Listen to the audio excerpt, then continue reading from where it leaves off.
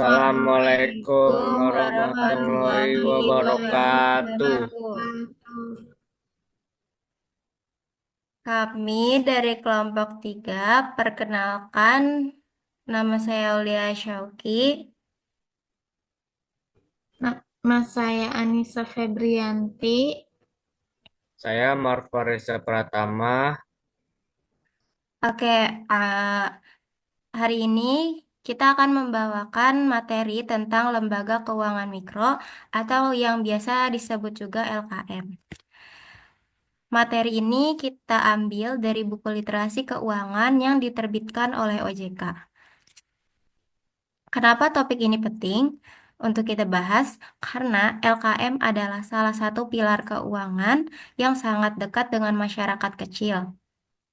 Kalau kita bicara soal bank, mungkin tidak semua orang bisa dengan mudah mengakses layanan bank karena banyak syarat administrasi. Nah, LKM hadir justru untuk menutup celah tersebut agar masyarakat tetap bisa mendapatkan akses pembiayaan. Boleh di next.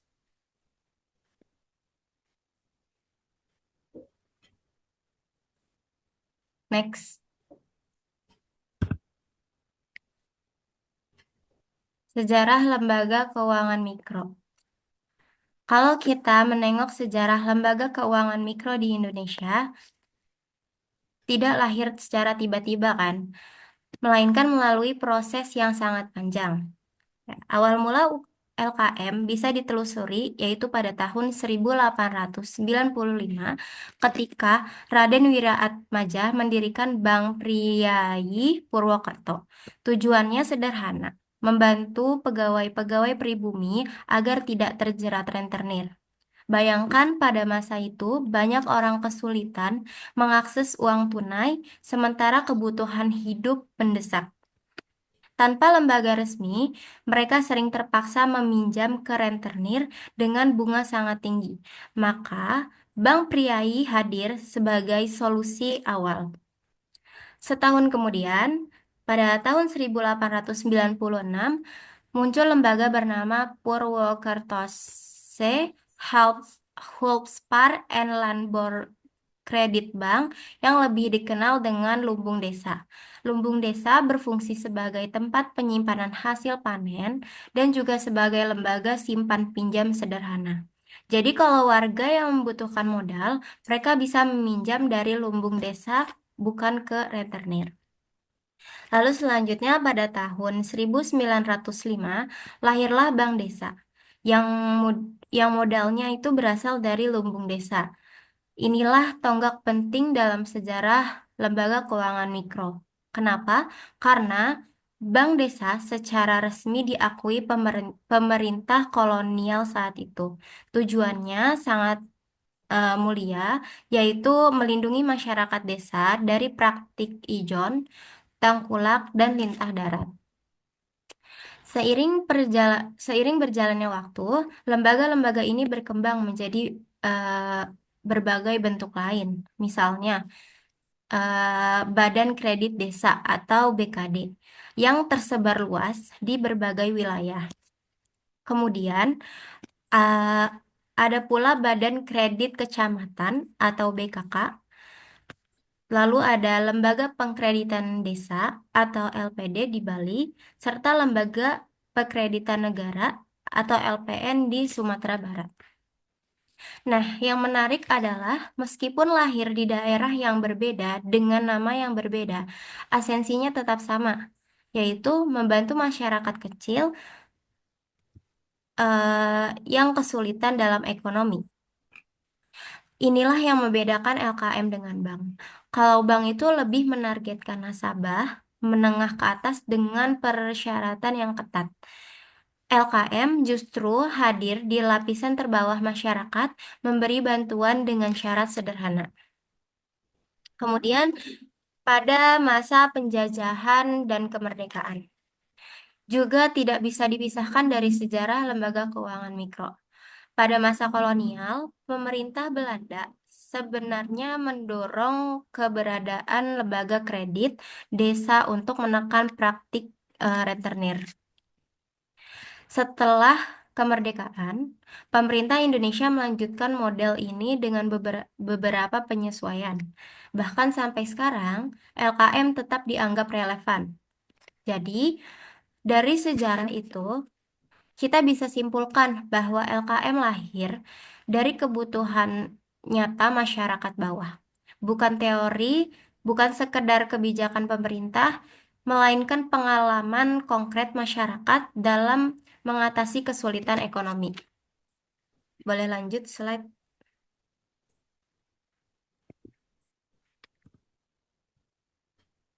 Kemudian di sini ada jenis-jenis lembaga keuangan mikro di Indonesia.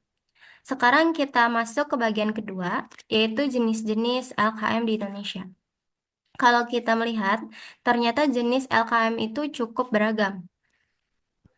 Saya akan coba menjelaskan satu-satu. Yang pertama ada Badan Kredit Desa atau BKD. BKD bisa dikatakan sebagai bentuk formal pertama dari lembaga keuangan mikro. Ia berdiri sejak masa kolonial Belanda dan hingga sekarang masih eksis di beberapa daerah. BKD melayani pinjaman kecil untuk masyarakat desa, biasanya dengan bunga yang cukup rendah dari proses yang sederhana. Kedua, ada Lembaga Dana Kredit Pedesaan atau LDKP. Jenis ini muncul sekitar tahun 1980-an. LDKP dibentuk sebagai upaya pemerintah untuk memperluas akses kredit bagi masyarakat desa, terutama petani. Fungsi utamanya adalah memperkuat modal kerja usaha-usaha kecil di pedesaan. Ketiga, yaitu ada Baitul Mal Watamwil atau yang sering disebut juga dengan BMT. Nah, ini yang unik karena berbasis syariah. BMT menghimpun dana dari zakat, infak, dan sedekah. Lalu menyalurkannya sebagai pembiayaan usaha produktif. Selain fungsi ekonomi, BMT juga punya fungsi sosial, yaitu banyak sekali BMT yang berhasil mengangkat ekonomi umat di tingkat lokal. Kemudian keempat, ada koperasi simpan pinjam. Koperasi simpan pinjam juga termasuk dalam kategori LKM. Karena prinsipnya adalah dari anggota, oleh anggota, dan untuk anggota. Jadi, masyarakat yang menjadi anggota bisa menabung, sekaligus meminjam dengan bunga yang lebih ringan. Kemudian kelima, ada lembaga pengkreditan desa atau ada lembaga lokal tradisional. Di beberapa daerah ada lembaga khas, misalnya lembaga pengkreditan desa atau LPD, yaitu di Bali, yang didirikan berdasarkan adat desa. LPD sangat dekat dengan masyarakat Bali. Kenapa? Karena dikelola secara lokal. Ada juga lembaga pengkreditan negeri, nagari atau LPN di Sumatera Barat yang berbasis nagari atau desa adat. Kalau kita lihat dari keberagamannya, ternyata lembaga keuangan mikro di Indonesia bukan hanya satu bentuk, tapi ada yang berakar dari tradisi lokal.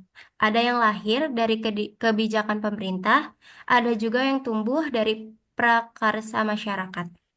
Semua ini menunjukkan bahwa Indonesia punya ekosistem dengan mikro yang kaya dan relatif.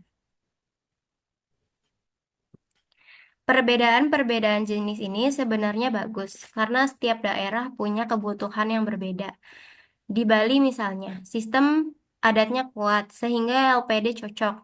Sementara di Jawa, BKD lebih sesuai. Artinya, lembaga keuangan mikro fleksibel bisa menyesuaikan dengan kondisi sosial dan budaya di mana mereka tumbuh. Oke, boleh next slide.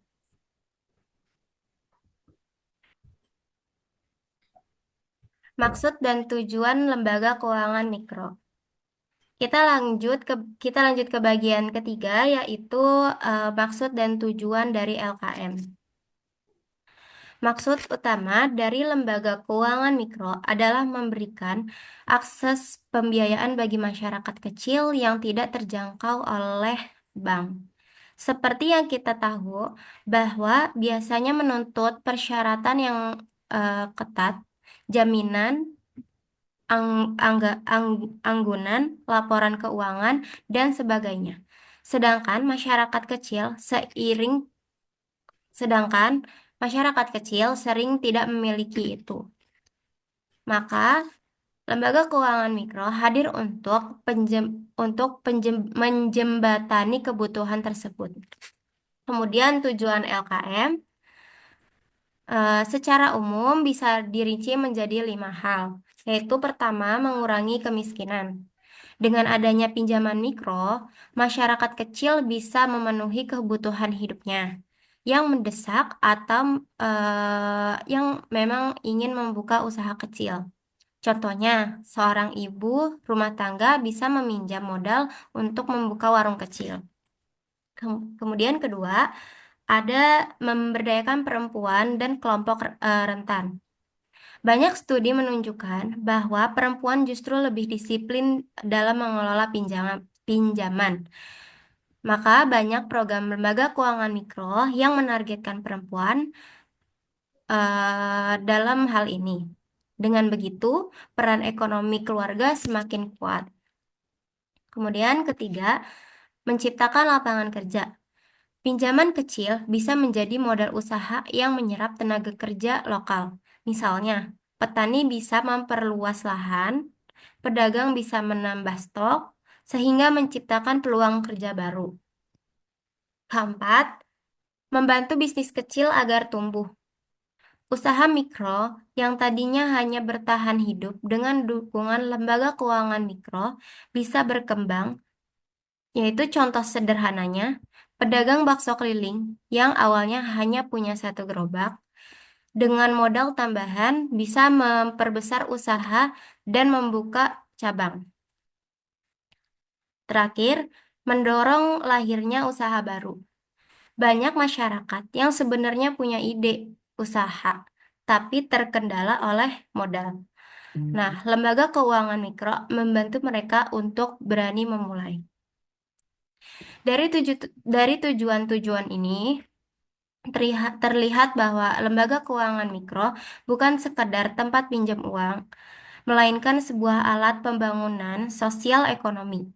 Ia memberdayakan, bukan membebani. Ia membantu masyarakat untuk berdiri di atas kaki sendiri. Kalau boleh saya simpulkan, lembaga keuangan masyarakat itu adalah jembatan. Di satu sisi ada masyarakat kecil yang membutuhkan modal. Di sisi lain ada akses keuangan.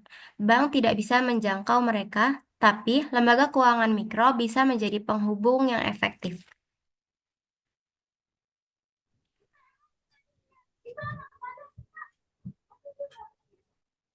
Selanjutnya, ada teori keuangan mikro.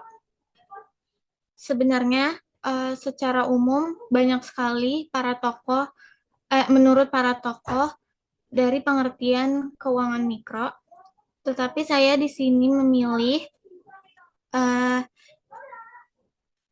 dari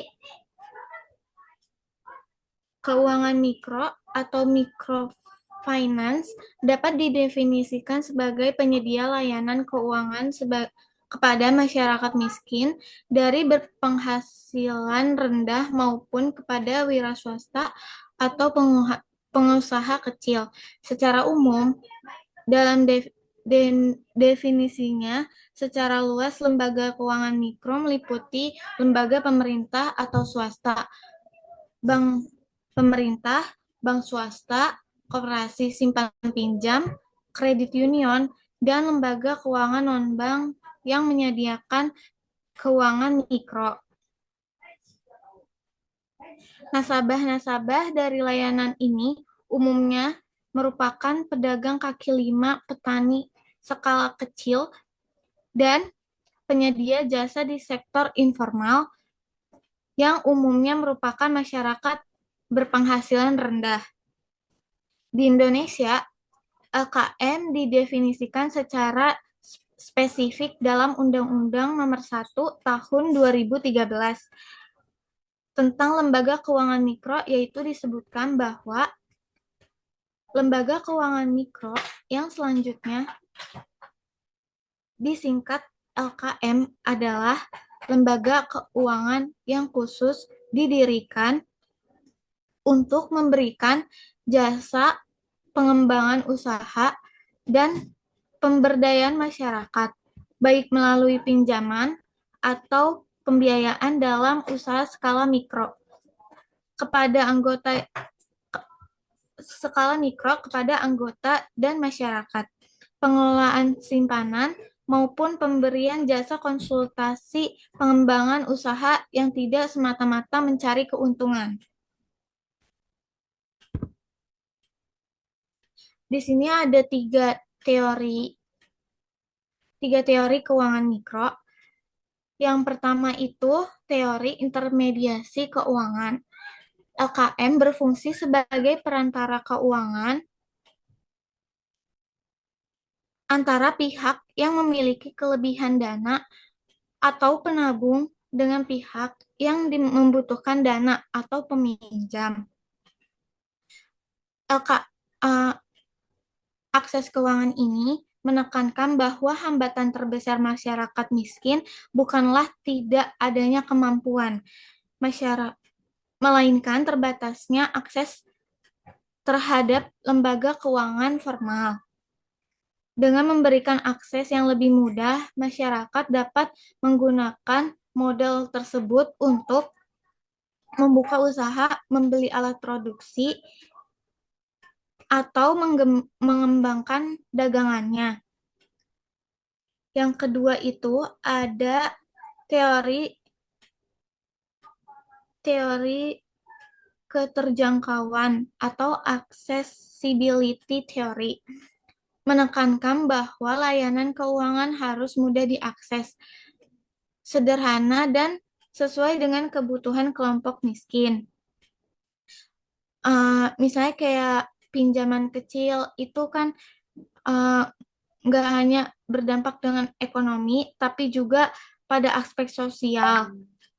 Orang yang mendapatkan pinjaman merasa lebih percaya diri, lebih berani mengambil keputusan, bahkan mampu meningkatkan posisi tawaran dalam keluarga maupun masyarakat. Terus yang ketiga, ada teori sosial kapital, yaitu keuangan mikro memanfaatkan kepercayaan jaringan dan solidaritas kelompok untuk menjamin kelancaran pinjaman. Contohnya itu sistem tanggung renteng di Grameen Bank. Dalam teori ini, keuangan mikro adalah salah satu tokoh yang berkaitan dengan teori tersebut, yaitu Muhammad Yunus. Muhammad Yunus lahir di Chittagong, British Raj pada tanggal 28 Juni 1940. Muhammad Yunus di Chittagong Collegiate School dan Chittagong College. Kemudian ia melanjutkan pendidikan ke Jepang di bidang ekonomi di Universitas Vanderbilt. Setelah selesai kuliah, ia bekerja di Universitas Chittagong sebagai dosen ekonomi. Adapun kutipan dari Muhammad Yunus yang membuat ia mendirikan Grameen Bank, yaitu I was teaching and feeling helpless. I teach beautiful theories of economics, and beautiful are going hungry. Forget about those theories. I'm human being. I can go and touch other person life. Dalam kurung, Yunus 2007.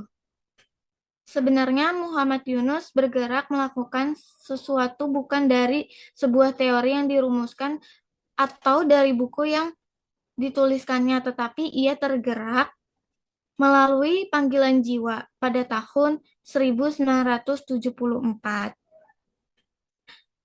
Lalu selanjutnya, target dan analisis pasar lembaga keuangan mikro. Targetnya yaitu yang pertama, masyarakat berpendapatan rendah yang sulit mengakses bank konvensional, yaitu mekanisme peminjaman yang diterapkan oleh Grameen Bank wajib membentukkan satu kelompok di mana setiap kelompok terdiri dari 5 orang, memiliki satu orang leader atau ketua.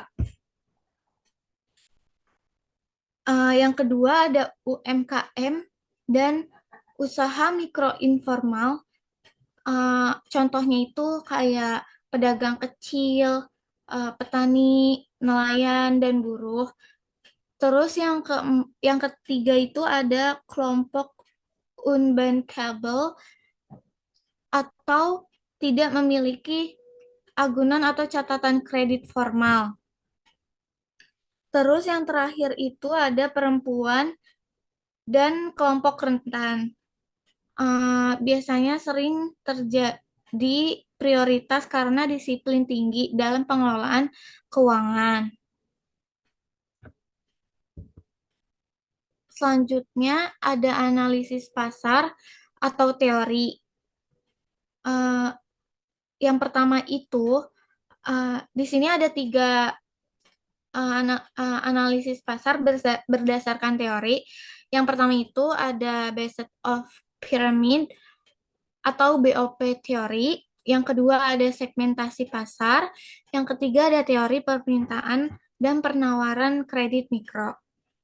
Yang pertama, Based of the Pyramid atau BOP teori, yaitu kelompok masyarakat yang berpendapatan rendah adalah pasar potensial besar jika diberi akses modal.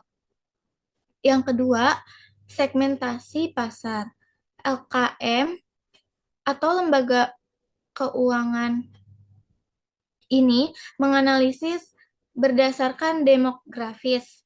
Yang pertama itu berdasarkan usia, gender, pekerjaan. Selanjutnya ada berdasarkan geografis, yaitu ada desa, kota, kota kecil. Dan berdasarkan psikografis, yaitu ada motivasi berwirausaha, kebutuhan dan kebutuhan dana cepat. Yang ketiga, ada teori permintaan dan penawaran kredit mikro. Di sini adanya kebutuhan dana kecil namun mendesak atau biasanya disebutnya demand yang dijawab dengan pembiayaan mikro atau biasanya itu disebutnya dengan supply.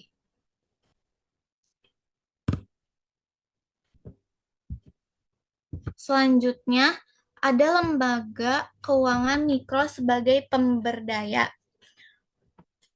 Di sini juga banyak arti dari definisi lembaga keuangan mikro sebagai pemberdaya, tapi salah satunya pemberdaya adalah proses meningkatkan kapasitas kepercayaan diri dan akses masyarakat terhadap sumber daya ekonomi. LKM tidak hanya memberikan modal, tetapi juga membangun kemampuan masyarakat untuk mandiri. Di sini pemberdayaan itu menekankan bahwa pinjaman kecil tidak hanya berdampak pada ekonomi, tetapi juga pada aspek sosial. Jadi orang mendapatkan pinjaman merasa lebih percaya diri, lebih berani mengambil keputusan, bahkan mampu meningkatkan posisi tawaran dalam keluarga maupun masyarakat. Dalam banyak kasus pemberdayaan, ini paling terlihat pada perempuan karena banyak program keuangan mikro yang memang ditujukan untuk kelompok ibu rumah tangga. Eh, Lanjut, peran LKM dalam pemberdayaan yaitu ada tiga. Yang pertama ada capacity building, terus ada akses modal yang inklusif, yang ketiga penguatan modal sosial. Yang pertama, capacity building, pelatihan manajemen usaha. Ini contoh-contohnya dari uh, capacity building itu ada tiga. Yang pertama itu pelatihan manajemen usaha, salah satunya. Terus ada literasi keuangan dan pendampingan. Terus yang kedua itu ada akses modal yang inklusif. Eh, ini juga ada tiga contoh dan salah satunya itu pinjaman kecil tanpa agunan. Yang kedua itu ada tabungan mikro. Yang terakhir asuransi sederhana. Nah, yang ketiga ada penguatan modal sosial. Di sini sistem kelompok atau tanggung renteng membangun solidaritas dan tanggung jawab bersama. Selanjutnya, dampak pemberdayaan oleh LKM. Yang pertama itu dampak pemberdayaan oleh LKM itu terbagi menjadi tiga. Yang pertama itu ada ekonomi, yang kedua ada sosial, yang ketiga ada psikologis. Ekonomi itu uh, meningkatkan pendapatan dan menciptakan lapangan kerja kecil. Jadi untuk membangun uh, dampaknya itu supaya tidak terjadi uh, terhadap masyarakat kecil. Contohnya misalnya kayak uh, orang pengangguran, uh, terus kayak apa lagi ya? Salah satunya itu orang pengangguran, jadi kayak menciptakan lapangan kerja kecil. Terus yang kedua itu ada sosial. Di sini memperkuat jaringan, mengurangi ketergantungan pada rentenir. Uh, jadi di sini supaya tidak uh, memperbanyak uh, antara satu sama lainnya gitu. Terus yang kedua itu ada psikologis, menumbuhkan rasa percaya diri dan kemandirian masyarakat miskin. Jadi eh, memperbanyak literasi, jadi kayak eh, apa ya, mengasih tahu gitu kayak nggak semua masyarakat miskin tuh eh, bisa untuk apa meminjam sesuatu juga. Lanjut, selanjutnya dibacakan oleh Marfa. Oke, selanjutnya kita akan membahas mengenai salah satu produk utama dari lembaga keuangan mikro, yaitu pinjaman dan atau pembiayaan. Lembaga keuangan mikro hadir untuk membantu masyarakat kecil yang seringkali itu sulit buat mengakses layanan bank umum melalui produk pinjaman. Mereka itu menyediakan dana yang bisa digunakan untuk dua tujuan utama. Nah, yang pertama itu ada pinjaman konsumtif, yaitu pinjaman yang digunakan untuk memenuhi kebutuhan sehari-hari. seperti biaya pendidikan, biaya kesehatan, atau renovasi rumah, pokoknya yang berkaitan dengan ya konsumsi domestik. Nah, yang kedua itu pinjaman produktif, yaitu pinjaman yang ditujukan sebagai modal usaha. Nah, misalnya itu untuk membeli bahan baku, alat kerja, atau biaya buat pengembangan usaha mikro gitu, usaha UMKM, usaha kecil. Nah, adapun produk yang ditawarkan oleh lembaga keuangan mikro yaitu pengelolaan simpanan dan pemberian pinjaman atau pembiayaan. Sedangkan dalam hal jasa, yaitu pemberian jasa konsultasi pengembangan usaha. Nah, selain pinjaman konvensional, ada juga pembiayaan berbasis syariah. Nah, skemanya itu beragam. Seperti salah satu contohnya yaitu murabahah. Nah, ini artinya itu jual beli dengan keuntungan tetap. Nah, habis itu ada lagi yang namanya mudarabah. Nah, mudarabah itu dalam pembiayaan berbasis syariah, yaitu kerjasama usaha di mana modal itu diberikan oleh lembaga dan keuntungan itu dibagi sesuai kesepakatan musyawarah, yaitu kerjasama nah, dengan modal bersama. Serta, nah yang ketiga itu ada pembiayaan yang bernama ijarah. Nah, itu berarti pembiayaan yang berbasis sewa. Oke, next.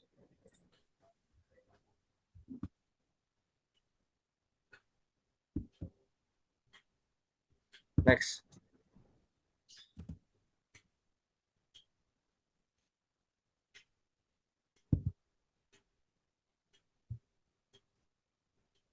Oke.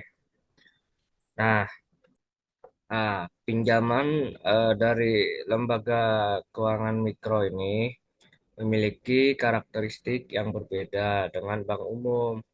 Nah, yang membedakannya itu pertama itu plafonnya itu relatif kecil. Nah, terus yang kedua itu syaratannya itu lebih sederhana ya.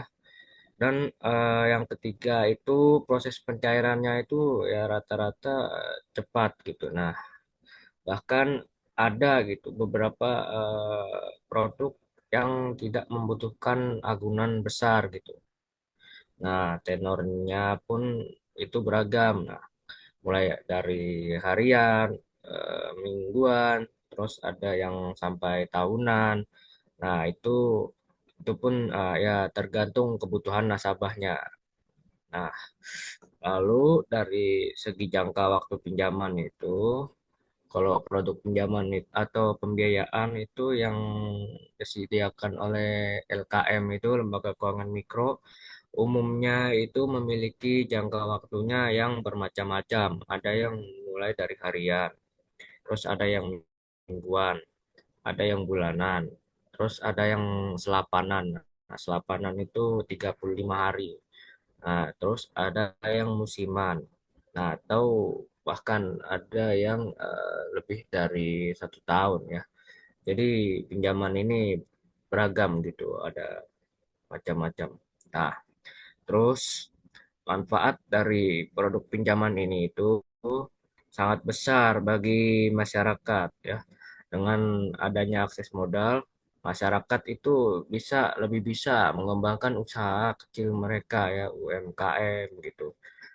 Jadi produk pinjaman ini jadi memberikan ini memfasilitasi masyarakat itu mereka. Jadi biar bisa mendorong mereka untuk bisa berusaha. Nah, ini terus juga mengurangi ketergantungan mereka kepada rentenir. Nah, karena kalau mereka itu kalau meminjam kepada rentenir, nah itu notabene-nya itu kan rentenir itu bunganya terkadang lebih tinggi ya, seringnya lebih tinggi. Kadang ada yang lebih tinggi daripada bank gitu sendiri ya. Jadi dengan adanya lembaga keuangan mikro ini, pinjaman dari lembaga keuangan mikro ini ini dengan persyaratan yang sederhana dan yang tenornya beragam dan ini sesuai kebutuhan. Jadi bisa mendorong mendorong para pelaku masyarakat ini untuk menjalankan usaha mereka dengan eh, lebih baik dan lebih ini ya. Nah, dengan keberadaan pinjaman dan pembiayaan dari LKM ini juga membantu memperkuat ekonomi keluarga. Nah, ini juga bisa mendorong pertumbuhan ekonomi di tingkat lokal. Next.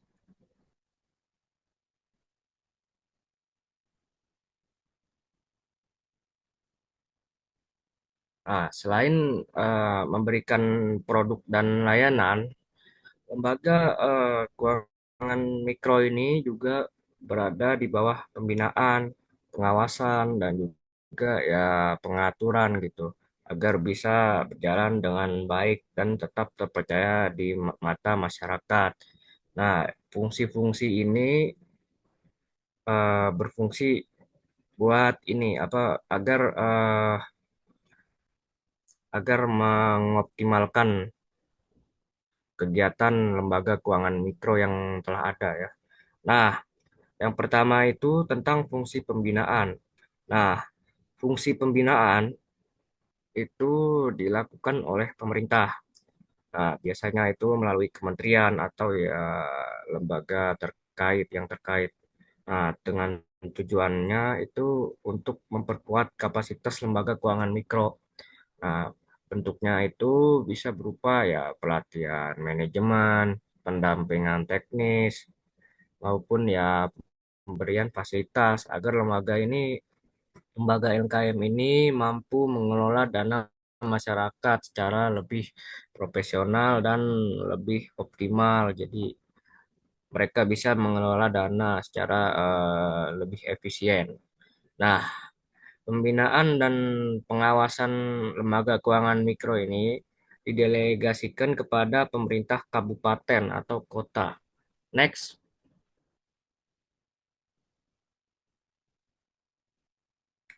Nah, selanjutnya itu ada pengawasan. Nah, fungsi pengawasan itu penting ya supaya kegiatan lembaga keuangan mikro ini tetap sesuai aturan. Nah, terus agar lembaga keuangan mikro ini juga transparan dan tidak merugikan nasabah ya. Jadi di Indonesia itu pengawasan utama itu dilakukan oleh Otoritas Jasa Keuangan atau OJK. Nah, OJK ini memantau laporan keuangan, terus memantau operasional. Nah, operasional suatu LKM, lembaga keuangan mikro itu gimana, efektif atau tidaknya, ya kan? Nah, terus ini apa OJK ini juga memantau itu tingkat kesehatan lembaga keuangan mikro ini. Jadi praktik yang di dalamnya itu sehat atau tidak gitu, ada kecurangan atau tidak. Nah, pengawasan ini juga memastikan agar lembaga keuangan mikro ini tidak menyalahgunakan wewenang atau ya tidak terjebak dalam praktik rentenir berkedok lembaga resmi. Karena kalau mereka sudah ini kalau mereka sudah terjebak dalam praktik rentenir yang mana itu akan merugikan para masyarakat mikro UMKM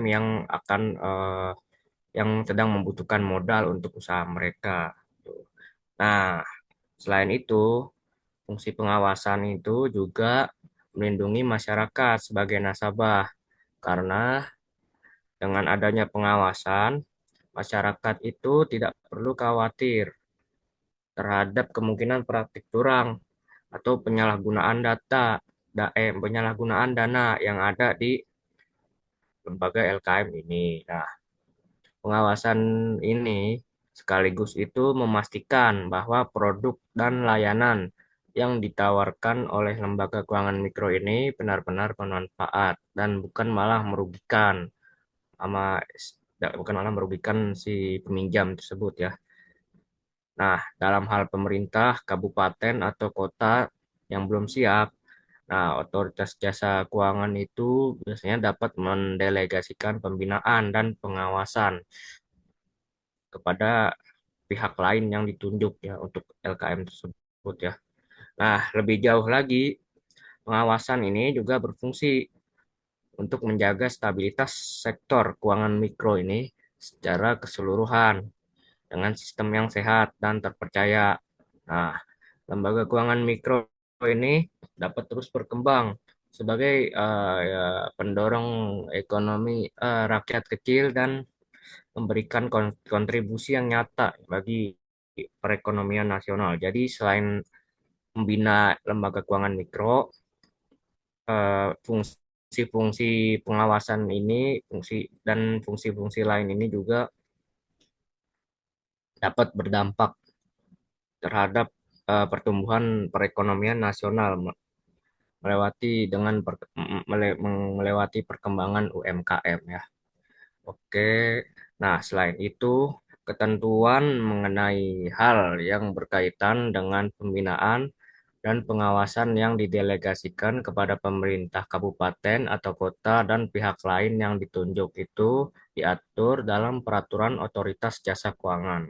Oke, next.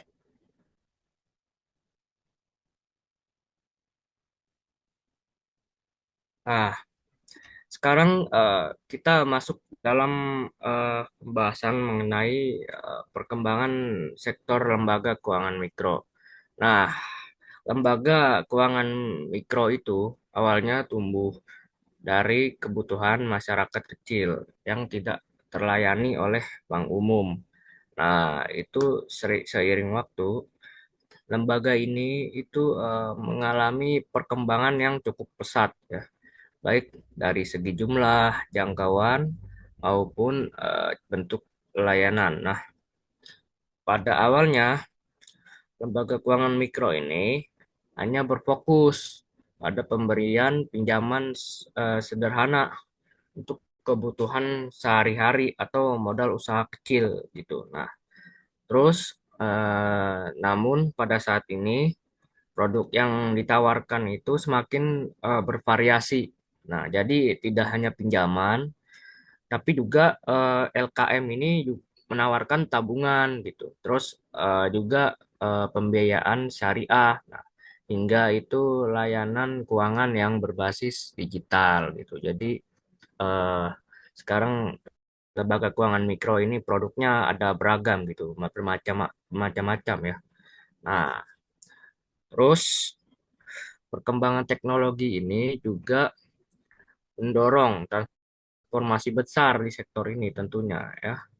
Nah, banyak lembaga keuangan mikro ini yang mulai memanfaatkan aplikasi digital. Nah, baik itu untuk pencatatan transaksi, terus pembayaran angsuran, terus maupun untuk memperluas akses layanan kepada masyarakat di daerah yang terpencil gitu dan tidak terjangkau oleh bank sentral bank ini.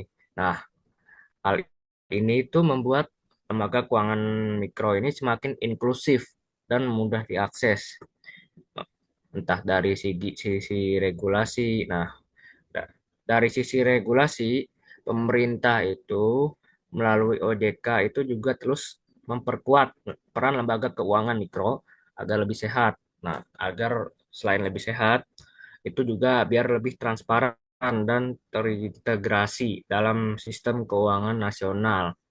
Nah, dukungannya itu berupa pelatihan, pendanaan, hingga kebijakan-kebijakan yang pro rakyat kecil dalam menjadi faktor penting dalam perkembangan di sektor LKM ini. Nah, secara keseluruhan, perkembangan lembaga keuangan mikro ini menunjukkan peran yang sangat strategis. Nah, karena lembaga ini tidak hanya membantu mengurangi ketergantungan masyarakat pada rentenir, tapi juga menjadi motor penggerak ekonomi kerakyatan. Nah, terus juga meningkatkan taraf hidup keluarga, serta mendorong kemandirian ekonomi di tingkat lokal maupun nasional. Jadi bisa mendorong kemandirian ekonomi di tingkat nasional ya. Jadi berdasarkan data itu sampai 31 Desember 2018. Nah, jumlah lembaga keuangan mikro ini yang telah memiliki izin usaha resmi dari Otoritas Jasa Keuangan itu atau OJK. Nah, itu tercatat sebanyak 182 lembaga. Nah, dari jumlah tersebut mayoritas yaitu 159 lembaga keuangan mikro itu berbadan hukum koperasi. Dari 182 lembaga, 159 diantaranya itu berbadan hukum koperasi. Nah, hal ini itu menunjukkan bahwa bentuk koperasi masih menjadi pilihan utama. Nah, kenapa? Karena koperasi itu lebih sesuai dengan semangat kebersamaan dan gotong royong dalam melayani masyarakat kecil. Nah, sementara itu, sisanya itu sebanyak 22 lembaga keuangan mikro itu berbadan hukum perseroan terbatas. Nah, bentuk ini umumnya dipilih karena lebih fleksibel dalam pengelolaan usaha dan pengembangan modal. Jadi eh, LKM itu jadi lebih fleksibel dan bisa leluasa ya untuk mengembangkan usahanya sendiri itu. Nah, data ini memberikan gambaran bahwa lembaga keuangan mikro ini telah mendapat perhatian serius dari regulator. Nah, dengan adanya izin izin usaha dari OJK, maka operasional lembaga ini lebih terjamin, baik dari sisi legalitas maupun perlindungan terhadap masyarakat yang menjadi nasabah. Jadi masyarakat itu tidak harus ragu-ragu lagi, tidak harus ragu untuk membangun usaha mereka dari lembaga keuangan mikro ini karena lembaga keuangan mikro ini sudah diberikan adanya izin usaha dari Otoritas Jasa Keuangan. Jadi operasional lembaga ini lebih terjamin. Selain itu, mereka juga dapat pelatihan fungsi-fungsi tersebut yang tadi sudah saya jelaskan. Ya. Nah, oke, next.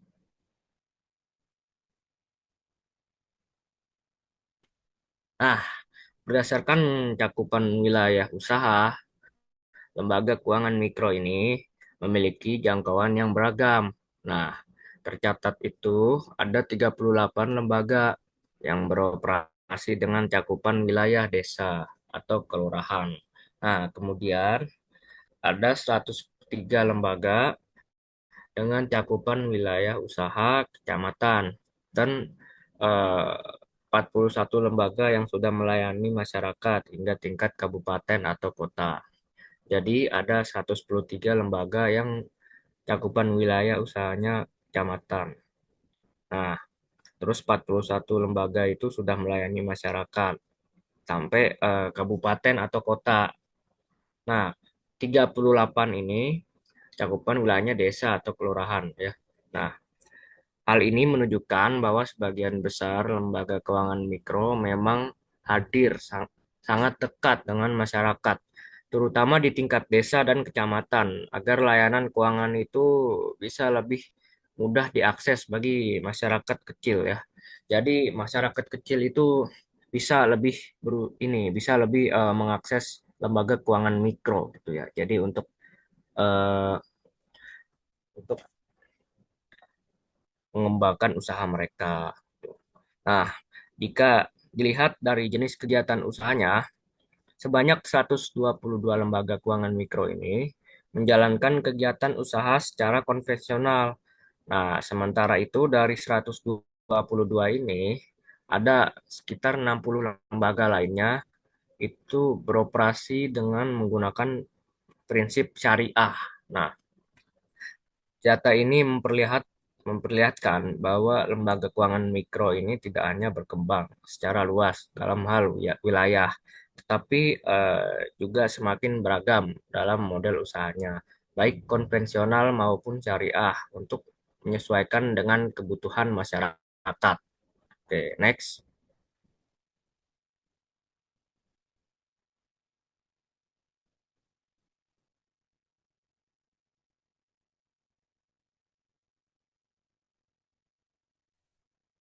Baik, setelah kita membahas panjang lebar mengenai lembaga keuangan mikro atau LKM, ada beberapa hal penting yang bisa kita simpulkan, yaitu pertama dari sisi sejarah, kita melihat bahwa lembaga keuangan mikro lahir dari kebutuhan nyata eh, masyarakat sejak masa kolonial.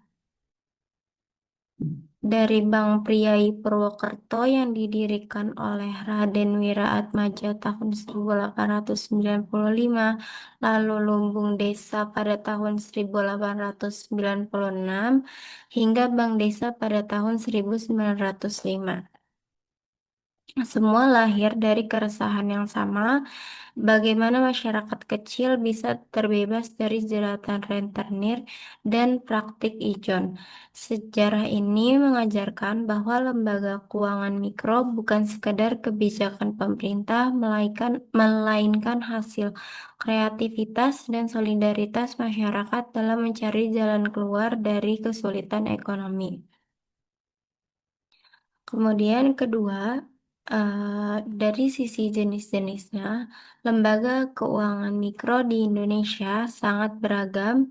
Ada Badan Kredit Desa, Lembaga Dana Kredit Pedesaan, BMT berbasis syariah, koperasi simpan pinjam, hingga lembaga lokal tradisional seperti LPD di Bali atau LPN di Sumatera Barat.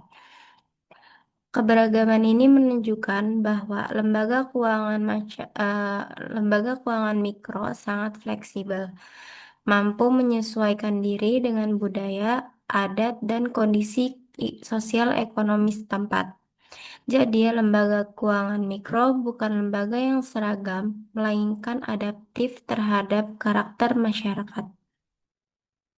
Ketiga, dari sisi maksud dan tujuan, lembaga keuangan mikro jelas diarahkan untuk memberikan akses pembiayaan kepada masyarakat miskin dan berpenghasilan rendah.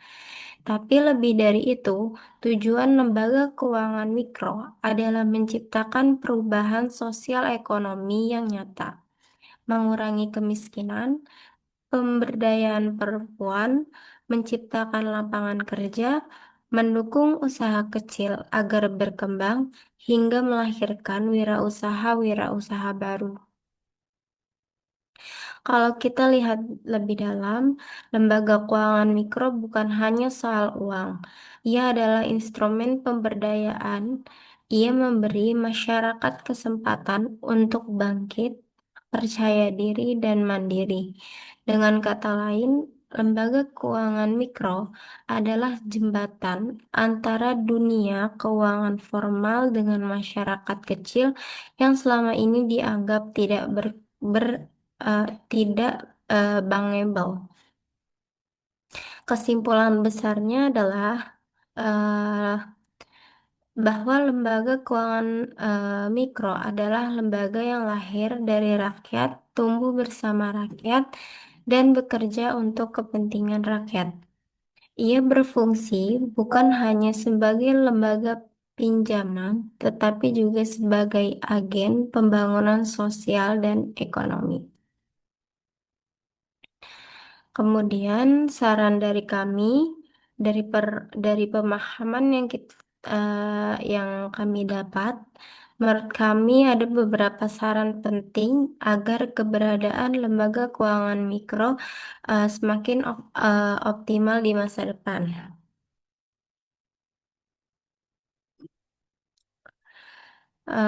Yaitu pertama, penguatan regulasi dan pengawasan. Meskipun jumlah lembaga keuangan mikro cukup banyak dan tersebar di berbagai daerah, tidak semua berjalan dengan tata kelola yang baik. Masih ada yang menghadapi masalah dalam transparansi, akuntabilitas, bahkan praktik penyalahgunaan. Oleh karena itu, otoritas jasa keuangan bersama pemerintah daerah perlu memperkuat pengawasan. Aturan harus jelas, tetapi juga jangan terlalu memberatkan, karena pada dasarnya lembaga keuangan mikro adalah lembaga yang melayani masyarakat kecil. Kedua, inovasi produk keuangan. Masyarakat kecil punya kebutuhan yang unik, misalnya petani membutuhkan pinjaman musiman untuk modal tanam yang bisa dibayar setelah panen. Pedagang kecil mungkin butuh pinjaman harian atau mingguan untuk menambah stok barang. Jadi, produk lembaga keuangan mikro harus inovatif, bisa tabungan mikro, asuransi sederhana, hingga pinjaman berbasis syariah. Kemudian, dengan begitu, masyarakat bisa memilih produk yang paling sesuai dengan kebutuhannya. Yang ketiga, peningkatan literasi keuangan masyarakat. Masalah yang sering muncul adalah masyarakat bisa meminjam, tetapi tidak semua mampu mengelola pinjaman dengan baik. Apa akibatnya? Akibatnya bukannya menambah kesejahteraan malah menambah beban hutang. Maka, lembaga keuangan mikro tidak boleh berhenti pada penyaluran dana saja, tetapi harus ada pelatihan literasi keuangan, pendampingan usaha, hingga edukasi sederhana tentang cara mengelola uang. Dengan begitu, masyarakat bisa benar-benar eh, mandiri. Kemudian keempat, pemanfaatan teknologi digital. Di era sekarang, teknologi tidak bisa dihindari. Lembaga keuangan mikro bisa memanfaatkan aplikasi sederhana, yaitu contohnya eh, eh, bisa memanfaatkan aplikasi sederhana, pencatatan digital, atau sistem pembayaran lewat e-wallet agar lebih efisien dan transparan.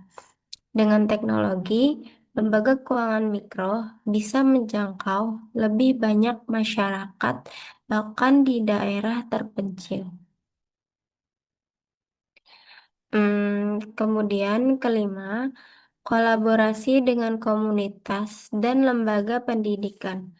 Lembaga keuangan mikro sebaiknya bekerja sama dengan sekolah, kampus, atau organisasi masyarakat, misalnya dengan memberikan pelatihan manajemen usaha, pendampingan wirausaha, atau pembinaan kelompok usaha bersama.